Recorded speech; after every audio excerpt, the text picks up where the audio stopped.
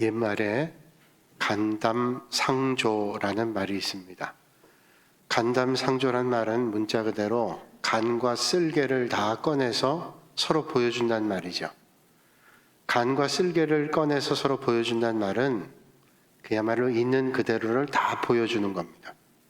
다 보여주는 그런 관계, 아주 깊은 사귐이 있는 관계를 얘기하는 거죠. 때때로 그렇습니다. 사람들이 내 간과 쓸개를 다 꺼내 보여주면서 내 마음 변치 않는다, 너를 믿는다 그러면서 얘기하죠. 그런데 그러다가 이해관계가 맞지 않는다거나 또는 마음이 틀리게 되면 언제 간담상조라고 얘기했던지 싹 변하는 게 사람의 마음일 때 있습니다. 그래서 사람은 어려움을 당할 때 그 사람의 절의를 알 수 있다 그러죠. 과연 절개가 의리가 있는 사람인지를 알 수 있다는 거예요. 소나무가 변하는지 변하지 않는지를 알 수 있는 것은 논어에 의하면 날씨가 추워져야 알 수 있다 하는 그런 말이 있습니다. 요즘에 간과 쓸개를 꺼내서 서로 보여주게 된다면 어떨까요? 혹시 상대방의 약점을 캐서 그 약점을 가지고 오히려 힘들게 하지 않을까 하는 그런 마음을 가질 때도 있습니다. 그래서 마치 믿는 것처럼 그렇게 좋은 사귐을 하는 것처럼 하면서도 간과 쓸개까지 다 꺼내 보여주면 변하게 되고 오히려 약점을 잡는 그런 세태를 우리는 보게 됩니다. 이런 세대에 과연 우리는 진정한 사귐을 가질 수 있을까 하는 생각을 하게 됩니다. 교회는 사귐의 공동체입니다. 세상적 차원의 사귐이 아니라 영적인 차원의 사귐입니다. 오늘 우리 교회는 교회가 세워진 지 89주년을 맞이하는 기념 감사주일입니다. 1933년 2월 5일 주일에 처음 예배를 시작했습니다. 그리고 89년 됐습니다. 교회는 믿음의 공동체이고 사귐의 공동체입니다. 이 아침에 우리 교회가 진정한 사귐의 공동체가 될 수 있기를 바랍니다.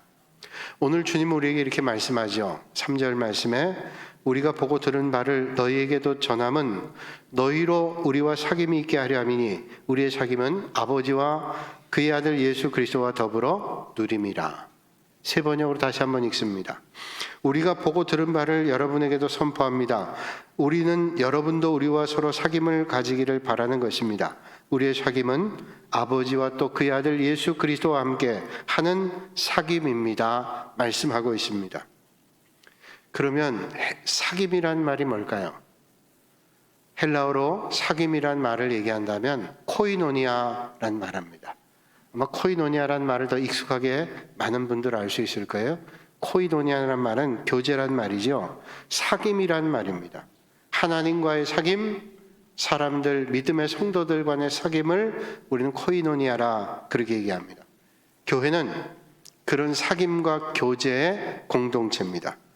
많은 사람들이 함께 모여서 사귀며 믿음 생활하고 있습니다. 우리가 세상에도 이런저런 모임이 있지만 그리고 사귐이 있지만 우리 교회도 하나님 앞에 예배드리면서 사귀고 교제합니다. 때로는 상처를 받기도 하고 아픔을 당하기도 하고 위로받기도 하고 격려받기도 하지만 그런 어려움들이 있어요. 그런데 믿음의 공동체의 사귐과 교제는 어디에 근거합니까? 우리가 교회 나와서 사귀는 사귐의 근거는 어디에 있습니까? 믿음에 있지요. 우리가 예수 그리스도를 만난 믿음에 있습니다. 그래서 믿음의 공동체는 믿음에 근거하는 교제를 하고 있습니다. 사실 오늘 이 아침에 우리가 여기 나와서 함께 모여 예배 드리는 건 한 가지죠. 모두가 예수님을 만났다고 하는 것이고 하나님과의 영적인 교제를 가지고 오늘도 이 아침에 하나님 앞에 예배 드리기 위해서 나왔다는 거예요. 우리 목적 하나입니다. 하나님 앞에 예배 드리는 영적 교제를 갖는 믿음의 공동체. 자, 우리는 다른 목적 가지고 교회 나오지 않았어요. 우리 장로님 오늘도 기도하셨지만 기도하실 때 그런 말씀하셨어요. 우리가 여기에 뭐 다른 목적 가지고 나온 거 아니에요. 하나님 앞에 예배드리고 영광 올려드리기 위해서 이 자리에 나왔습니다. 그러니까 우리가 사귐의 근거는 어디냐? 믿음에 있습니다. 예수 그리스도를 믿는 믿음에 있어요. 그런데 그런 믿음의 근거를 가지고 교회에 와서 하나님 앞에 예배드리는 믿음의 공동체고 사귐의 공동체인데 가끔 분쟁도 있고 갈등도 있고 아픔도 있습니다. 왜 그럴까요? 서로가 다르기 때문이죠. 우리의 삶의 환경이 다르고 부모가 다르고 배움도 다르고 가치관도 다르고 습관도 다르고 기질도 다릅니다. 뿐만 아니라 우리가 예수님을 믿는다 그러지만 믿음의 깊이도 달라요. 예수님께서 물에 빠진 베드로에게 믿음이 적은 자여 왜 의심하냐 이렇게 말씀했잖아요. 그러니까 예수님을 따라 나섰으면도 믿음의 정도가 다릅니다. 어떤 사람은 예수님을 조금 믿는 사람이 있는가 하면 어떤 사람은 예수님을 전적으로 의지하는 사람이 있어요. 믿음이 달라요. 그래서 교회 안에도 갈등이 있고 분쟁이 있고 아픔이 있는 것은 그런 차이 때문입니다.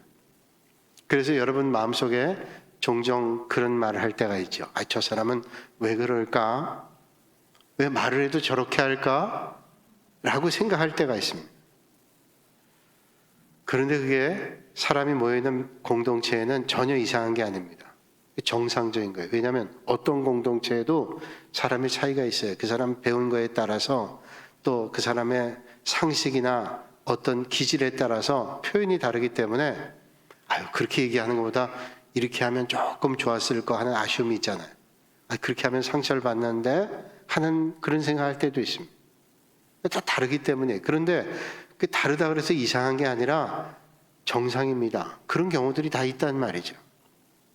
피아노 건반은 제가 알기로는 88개입니다. 88개 건반의 소리가 다 다르죠. 높은 음도 있고 낮은 음도 있습니다. 그 건반 88개가 똑같은 음을 낸다고 생각해 보세요. 참 지루하고 재미없을 겁니다. 지루하고 재미없을 것뿐만 아니라 그 소리가 소음으로밖에 안 느껴질 거예요. 왜? 똑같은 소리가 계속 난다면 88개 뭘 누를 게 있습니다. 흰 건반과 검은 건반 사이에 소리가 다르고 바이올린이나 첼로 같은 현악기에도 긴 현과 짧은 현, 굵기에 따라 소리가 다르고 그래서 아름다운 하모니를 이룬단 말이죠. 그래서 조화가 중요한 겁니다. 다 다르지만 어떻게 조화롭게? 우리가 조화롭게 할 수 있는 것은 믿음의 공동체가 조화롭게 할 수 있는 것은 기질이 다르고 배움이 다르고 성격이 다르고 가치관 다르고 다 다르지만 조율할 수 있는 하모니를 이룰 수 있는 것은 예수 그리스도를 믿는 거, 하나님을 믿는 거, 믿음의 공동체 믿음이라는 거예요. 그래서 우리가 믿음이란 근거로 조화를 이루게 될 때 아름다운 믿음의 공동체가 될 것입니다. 그래서 인간관계, 믿음의 인간관계도 서로 다름을 인정하는 다르지? 저 이상한데? 이게 아니라 저런 표현도 있구나 하면서 우리가 받아들이고 서로 이해하면서 믿음의 길을 걷는다. 그러면서 조화로운 하모니를 이룬다. 그럼 아름다운 믿음의 공동체가 될 것입니다. 어떤 아프리카 정글을 탐구한 과학자들이 한번 실험했대요. 일정한 지역을 일정한 기간 동안 봉쇄해 놓고 실험을 한 겁니다. 그 울타리 안에 있는 짐승들을 하나씩 좀 쫓아내 보면 어떤 먹이사슬의 현상이 일어나는가 하고 실험을 해서 첫 번째는 새들을 다 보냈습니다. 새들 보내니까 밀림에 있던 새들이 다 떠나니까 적막해지더래요. 이제 풀벌레 소리, 가끔 지나는 동물의 소리 그 정도지 짹짹거리는 소리가 쫙 빠지니까 너무 적막하더라고요. 그래서 밀림에 새 소리가 없다는 게 너무 두렵고 재미없는 일이구나. 그 다음에 실험한 게 이제 원숭이들을 내보냈습니다. 원숭이들이 나무 위에서 이 나무로 저 나무로 옮겨 다니면서 나무 가지를 꺾기도 하고 손상을 입히기 때문에 원숭이들을 없애면 어떻게 될까 하고 실험을 했더니 원숭이들이 떠나고 나니까 밀림에 가지치기를 하는 게 없어요. 그러니까 밀림이 너무 울창해서 너무 이게 또 힘겨워지더라는 거예요. 적당히 원숭이들이 다니면서 가지치기를 하는 게 필요하다는 거예요. 그 다음에 또 실험하기를 뱀을 좀 다 내몰아 봤습니다. 뱀을 내버렸더니 어떻게 되는가 하면 먹이사슬에 있는 쥐들이 청궐한 겁니다. 쥐들이 많아지게 되니까 이젠 온 그 밀림에 쥐들이 버글거리는 뿐만 아니라 쥐들이 벌레를 다 잡아먹어서 아주 생태가 파괴되더라는 거예요.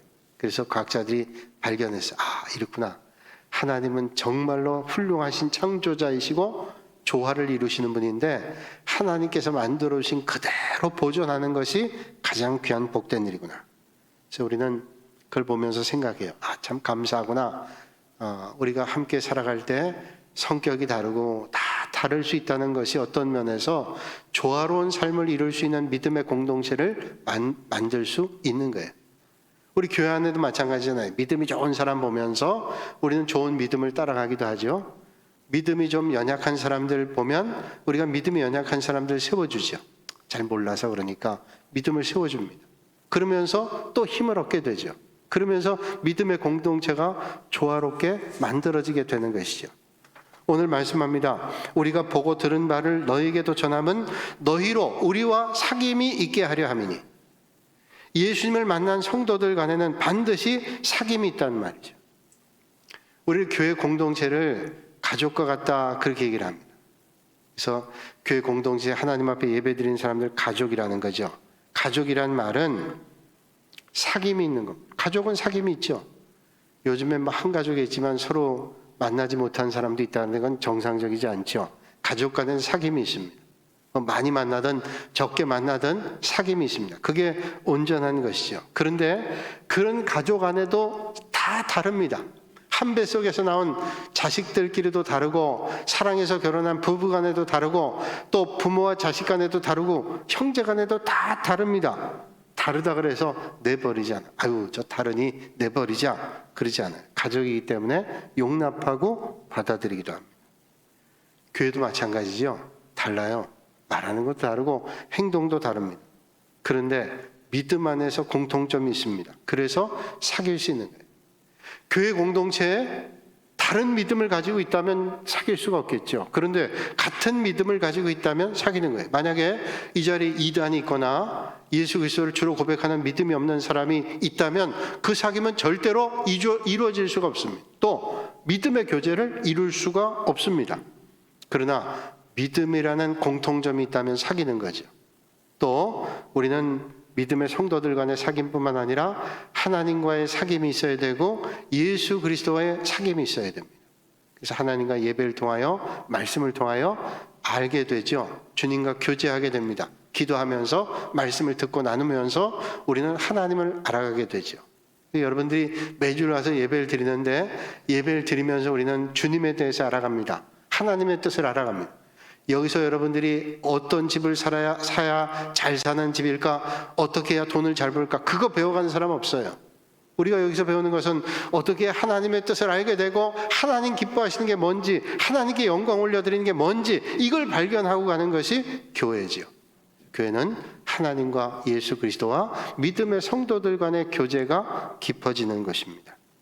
그런데 이런 교제가 죄로 말미암아 틀어지게 됐습니다. 그래서 그런 사귐이 무너져가는 세상에 살아가고 있습니다. 이런 교제가 무너졌다는 건 뭘까요? 상대방을 인격으로 대하지 않고 물건으로 대합니다. 사람으로 대하지 않고 물건으로 대해요. 진정한 사귐은 상대를 물건으로 대하지 않고 사람으로 대하는 것입니다. 내가 스스로 선택하고 결정할 수 있는 권한이 있다라고 하는 나를 존중하는 것과 마찬가지로 상대방을 존중하는 거예요. 상대방도 나처럼 선택하고 결정하고 택할 수 있는 그런 권한이 있다. 이거 인정하는 것이 인격적인 거예요. 여러분, 인격이 뭐예요? 내 주장만 하고 상대방의 주장을 인정하지 않은 것은 인격적이지 않아요. 신앙은 아주 인격적인 것입니다. 그럴 때 상대방을 존중할 때 진정한 코이노니아가, 진정한 사귐이, 진정한 교제가 이루어질 수 있습니다. 1889년에 세균학과 면역학의 아버지라고 하는 파스텔이라고 하는 분이 있죠. 이분이 비피더스 유산균을 발견했습니다. 비피더스. 그래서 우리가 소화가 잘 되라고 먹잖아요. 또 위가 튼튼해지라고 먹는 유산균 비피더스. 그리고 러시아에 메치니코프라는 사람이 있죠. 이 사람도 마찬가지로 유산균을 발견했습니다. 그런데 이 유익한 유산균이 있는가 하면 무익한, 오히려 손해가 되는 곰팡이균이 있습니다. 다 균이죠. 근데 곰팡이균은 썩게 하지만 유익균인 유산균은 번식하게 합니다. 그래서 건강하게 해요. 하나는 썩게 만들지만 하나는 번식해서 건강하게 합니다. 그러니까 우리는 곰팡이균은 멀리하지만 유익한 유산균은 가까이 하죠. 그러면 건강해지게 되는 것이요. 작가인 이외수 씨가 오래전에 에세이 인터넷에 사다가 책으로 발간했는데 그 책 제목이 의성어입니다. 하악하악이라는 책을 썼어요. 이 하악하악이란 말은 거친 숨소리를 의미한다 그래요. 하악하악. 그 책에서 부패와 발효의 차이를 얘기합니다. 부패되는 것과 발효되는 것 다르죠. 시간이 오래 가서 변하게 되는데 부패로 변질하는 게 있는가 하면 변화되는 게 있는데 발효가 되는 거예요. 우리가 김치가 오래되면 몇 년 되면 묵은지라 그러잖아요. 그 묵은지를 우리는 이게 부패됐다고 얘기 안 하죠. 부패된 게 아니라 그건 발효됐다, 숙성했다 이렇게 얘기를 합니다. 이회수 씨는 그의 책에서 발효와 부패에 대해서 이렇게 설명합니다. 시간이 지나면 부패되는 음식이 있고 시간이 지나면 발효되는 음식이 있다. 그런데 인간도 마찬가지다. 시간이 지나면 부패되는 인간이 있고 시간이 지나면 발효되는 인간이 있다. 우리가 의미 알겠죠? 시간이 갈수록 썩은 사람, 썩어 냄새나는 사람이 있는가 하면 시간이 될수록 발효가 돼서 아주 모두에게 유익이 되는 사람이 있다는 거예요. 곰팡이는 주변을 썩게 만들고 오염되게 만들지만 유산균은 모두를 이롭게 만든단 말이죠. 그렇다면 어떤 삶을 살아야 될까요? 유산균 같은 그런 삶을 살아야 되는 거죠. 그런데 그런 삶을, 그런 교제를, 그런 코이노니아를 이루기를 원하는데 죄가 들어와서 이런 사귐이 무너졌습니다. 상대 필요하잖아요. 존중하지 않습니다. 자기 마음대로 합니다. 심지어는 하나님조차도 나를 위해 존재한다고 생각하죠. 그래서 자기중심적 신앙 가지면 잘못되죠. 진정한 코이노니아가 깨어지게 됐습니다. 2009년도인가요? 암으로 세상 떠난 서강대학교 영문학과의 장영희 교수님이란 분 계십니다. 여자분인데 이분이 그 당시에 텔레비전도 많이 나오고 많은 분들에게 감동도 주고 그랬던 분이 있어요. 저도 텔레비전 통해 많이 보기도 했는데 그분 책도 봤는데 그의 책에서 이런 글이 에세이로 나왔습니다. 결혼의 조건. 그 결혼의 조건이 남자가 여성을 대한, 여성이 남성을 대한 결혼의 조건이 있다는 거예요. 남학생들이 내세운 내가 좋아하는 여자의 조건은 이렇답니다. 남자들이 내세우는 자기가 좋아하는 여자의 조건. 나만 사랑하고 다른 남자는 쳐다보지 않는 여자.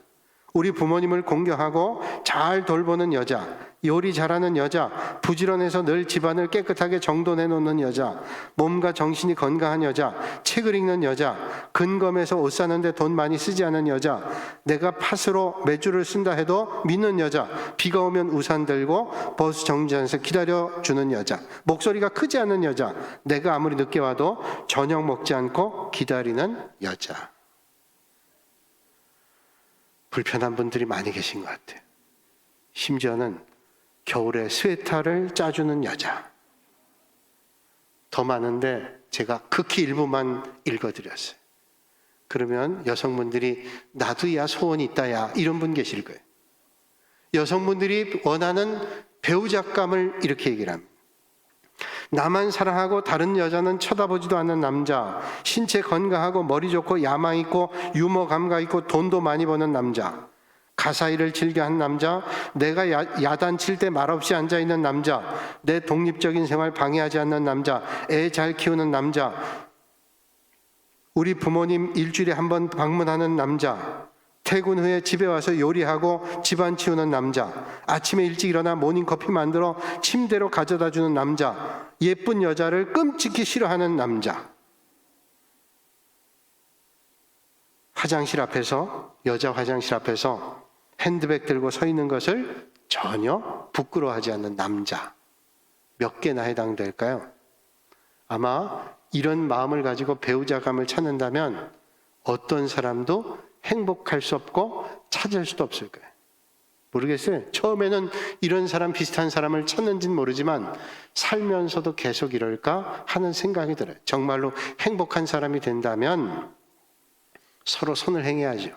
그리고 상대방을 나보다 낮게 여기며 존중하는 가정이 행복한 거죠.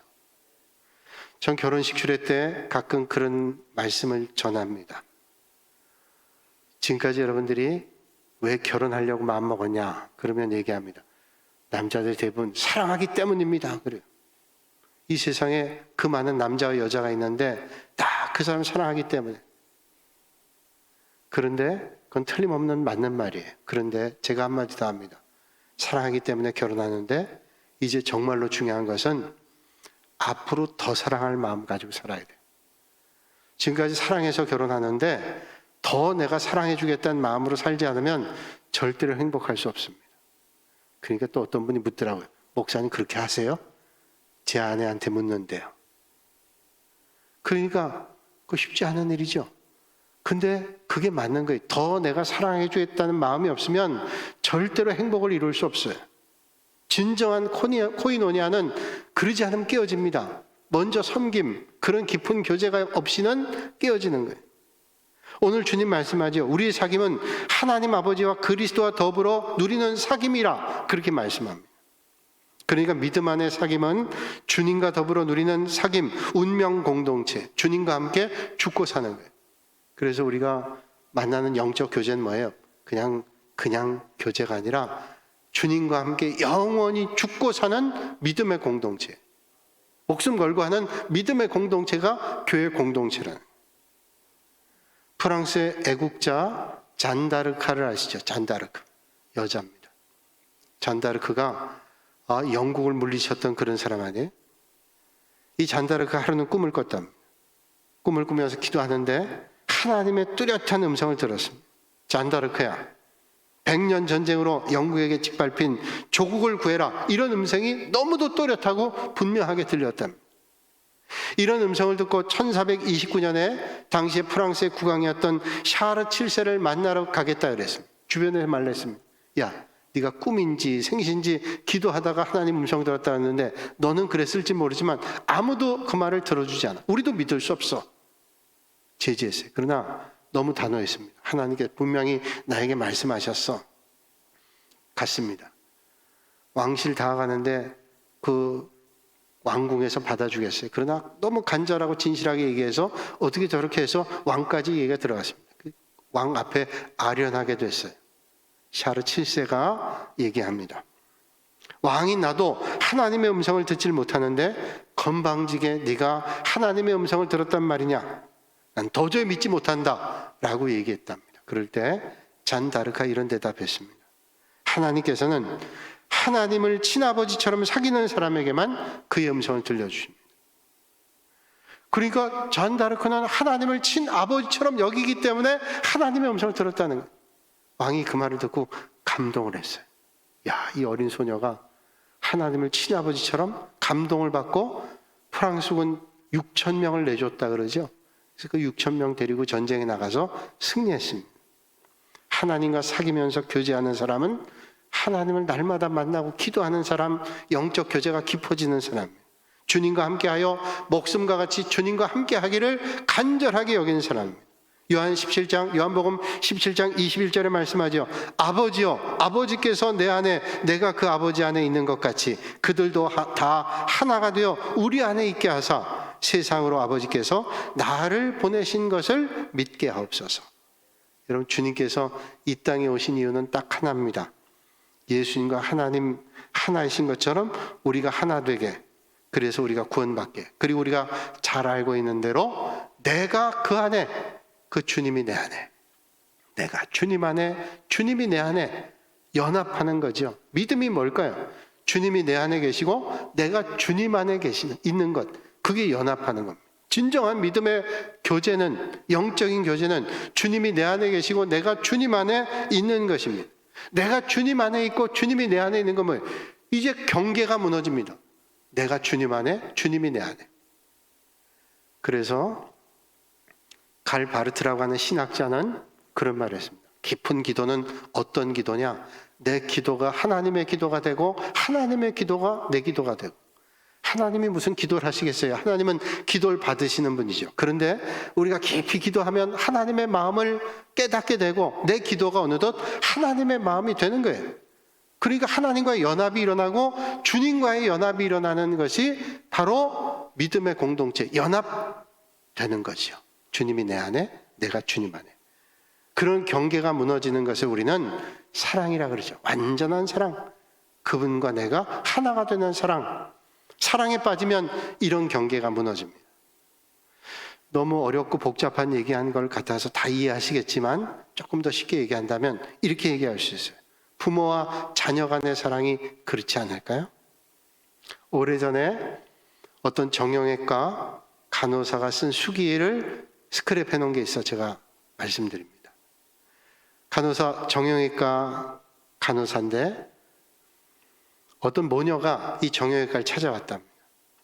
한 60이 좀 넘어 보이는 어머니가 딸아이를 데리고 왔는데 어머니가 자기 왼손을 내놓더래요. 왼손을 내놓더니만 자기 4번째 손가락을 약지를 끊어서 자기 딸에게 붙여주고 싶다는 거예요.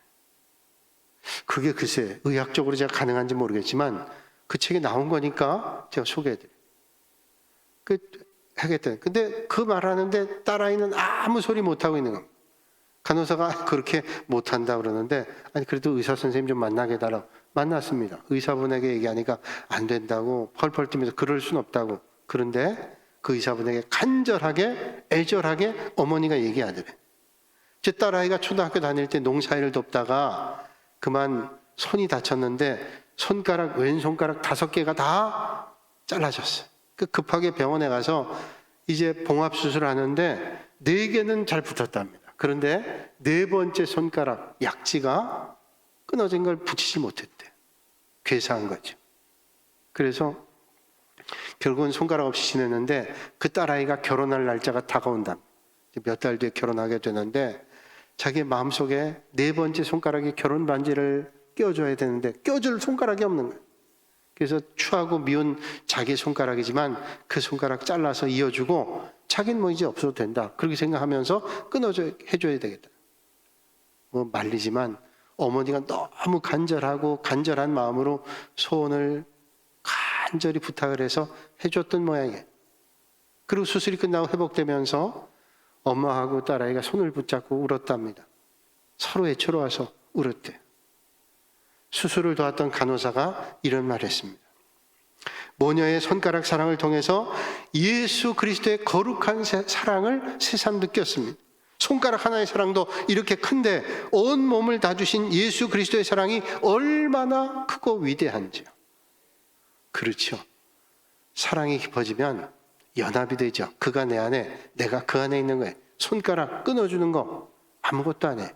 주님이 내 안에, 내가 주님 안에 라고 하는 거예요. 남녀 간의 사랑도 마찬가지입니다.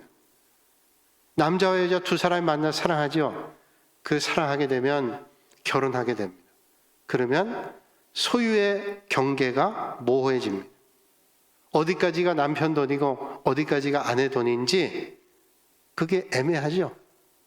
니께 내게 없어집니다. 그래서 부부간에 살아가는데 니께 내게 없죠.